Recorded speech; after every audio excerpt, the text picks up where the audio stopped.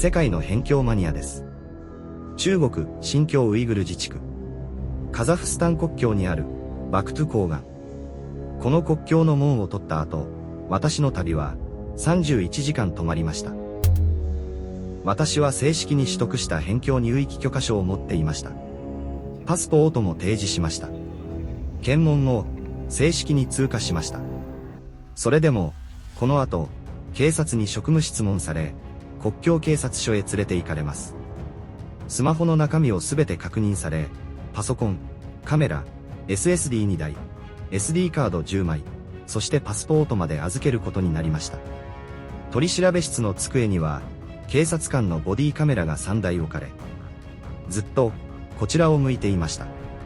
トイレに行く時も、警察官がカメラを持って後ろに立ちます。私は外に出られません。誰にも、連絡をできません。そして、何が悪いのかもわかりません。警察官に理由を聞くと、返ってきた答えは一言だけでした。国境地域にいるから。今回は、カザフスタンとの国境の町、東条で、私が31時間、事実上、警察に拘束された時の詳細な記録です。ですが、本当に怖いのは、拘束されたことではありませんでした。その後に、もっと恐ろしいことが待っていたのでした。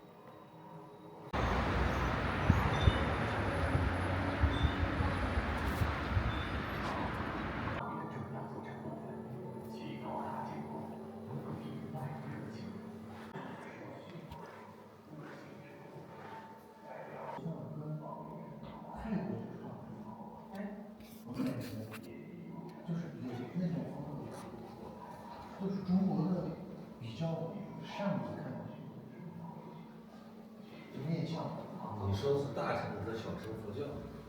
大乘佛教和小乘佛教不太。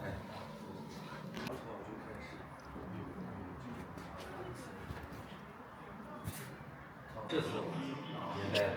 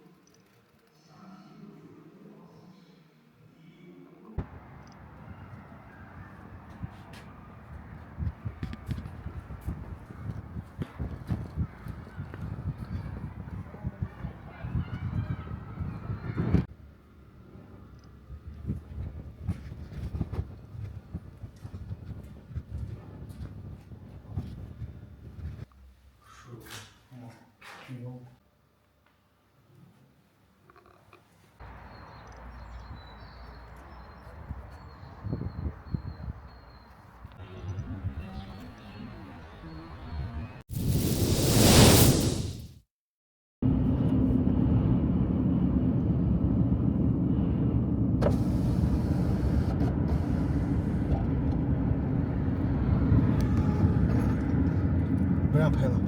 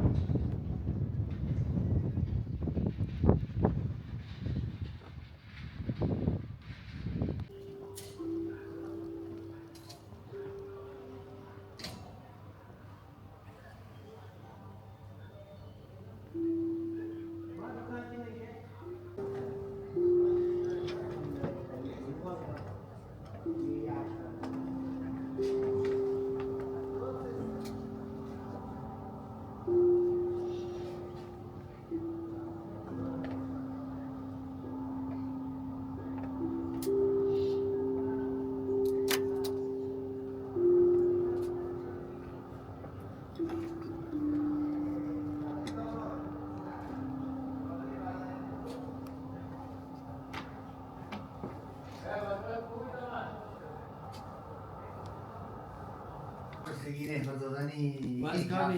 Şeklin nasıl dediğini tabii nasıl. Dokładnie chciał się skandynać sesję, nie? Yine Kazakistan Karta çıksın bakacağız. Kocaeli. Jo, jak się okej. No, ale mam karantanę naszych cech, nie? 国境警察です。少しお話をお伺いさせてください。そのまま何やら、中国語で話し続けながら自動車に乗せられ10分ほど走ったところの国境警察署に連れて行かれました。国境警察署の取り調べ室のようなところに入れられ、スマホの写真を確認させてほしいと言われ、5人ほどの警察官に囲まれ、スマホの中をすべて確認しながら、私のスマホの中のいろいろな国境の写真や動画を見て、指を指しながら、警察官同士で何か言っていますが、中国語なので何を言っているのかはわかりません。違法なところに行ったり、違法なものを撮影した覚えはないので、大丈夫だと思いますが、心配です。その後、2時間ほど職務質問されました。少し雑談も加えながら、楽しい話もしました。驚いたのは2人の警察官が、ロシア人かと思うような顔つきなのです。何人か聞いてみると、中国人で、カザフ族という民族だそうです。街にカザフスタンの人がポツポツ歩いているなぁと思っていたが、中国人でカザフ族という民族の人だったのです。そのカザフ族の国境警察官にカザフスタンに行ったことはありますかと聞いてみると、二人とも行ったことがないという回答でした。その後、スマホを詳しく調べるから、ここでお待ちくださいと取り調べ室のようなところで15時頃から22時頃まで7時間一人で待つ。その間、目の前の机の上には警察官が胸につけているボディカメラ3台を置かれて撮影されたまま。トイレに行く時も警察官がカメラを持って用を足すところを後ろから撮影される徹底ぶり。9時間取り調べ室で待って22時頃に数名の警察官が取り調べ室に来て自動車に乗るように言われ、やっと解放されるのかと思いきや、ホテルに向かいパソコンやカメラ、SSD2 つ、SD カード10枚も調べると言われ、パスポートとともに押収された。私は何か悪いことをしたのか。何か映して悪いものが映っていたのか。なぜ、スマホやパスポートを返してくれないのと、警察官に聞くと。国境地域にいるからだ、と答えられただけ。国境地域にいるからだ、と言われても。私は正式に許可を取得して、正式に検問所で通行の許可も得て入っているので問題ない。その後、翌日の20時頃まで約31時間の事実上拘束。一応、取り調べ室の鍵は開いており、ドアも少し開いているので、拘束とは言えない雰囲気だが、カメラ、スマホ、PC、パスポートなども預けているので、逃げることも帰ることもできない。スマホがないので、警察官に何かを伝えることはできない。食事は1日3回、弁当を出してもらった。31時間待って、翌日20時頃に、すべての確認が終わりました、と、預けていたものを全部持ってきて、返してもらいました。なぜ31時間も返してもらえなかったかと警察官が言う理由は、あなたのスマホ、PC、SD カード、SSD にデータ量が多かったので、確認に時間がかかった。何も問題はなかったので、旅を続けてください、と。この動画を YouTube にアップしていけないものはないということですね、と聞くと、何も問題はない、という返答でした。31時間の拘束。2、精神的ダメージが大きく、他の国境を見に行く計画を断念して、翌日、カザフへ飛行機で移動する。そういえば、私が辛そうな顔をしているとき、何度も、通常の業務だから、安心してください、と、警察官が翻訳で伝えてくる。何を安心してよいのか、意味がわからなかったが、今になって考えると、拘束されているときは、逮捕されるのか、いつ帰れるのか、もしかしたら、このまま帰れないのか、いろいろ考えて、不安でたまらなかったけれども、どの警察官も、敵意はない。悪意もなかった。それより雑談をしてくれたり、いろいろと新疆ウイグルのことを教えてくれたり、何が食べたい、などと気を使ってくれたり、今だから思えるが、優しかった。ここからは想像ですが、警察官は、特定の地域では、外国人に必ず職務質問しなければいけないのかもしれない。その職務質問の内容も、マニュアルがあり、一通り、一定のことを聞かなければいけないのかもしれない。スマホやカメラの写真や動画の確認も必ずしなければいけないのかもしれない。そんなマニュアル通りに仕事をしているだけだったのかもしれないと思った。そこで、たまたま真面目な優秀な警察官が私のスマホやカメラ、PC の何十時間もある映像データをすべてチェックしていたから時間がかかっただけなのかもしれない。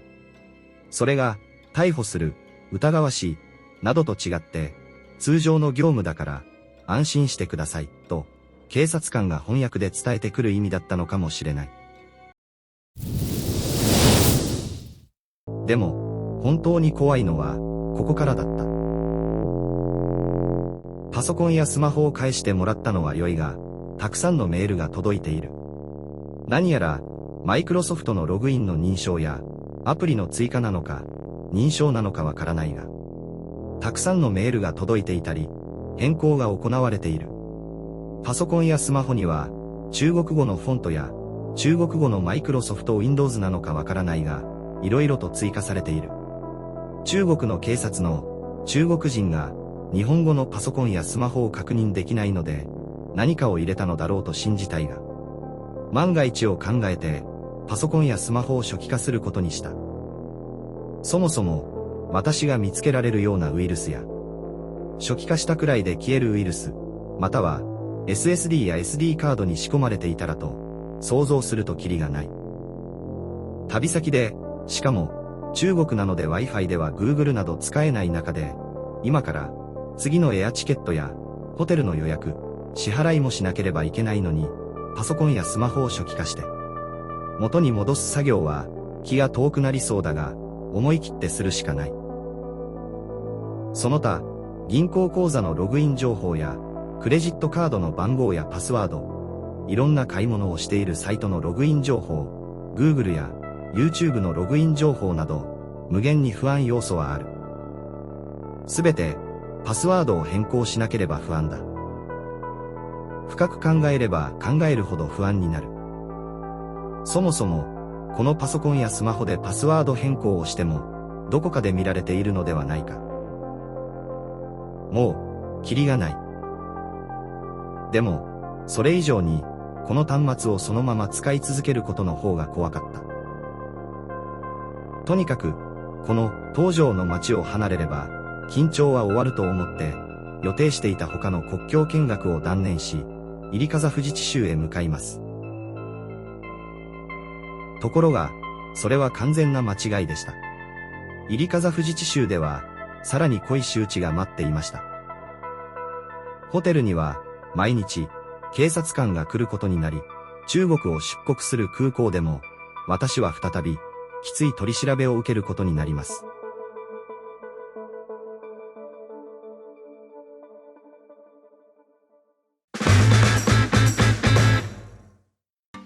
次の動画公開まで、チャンネル登録をして、すべての通知、ベルマークをオンにしてお待ちください。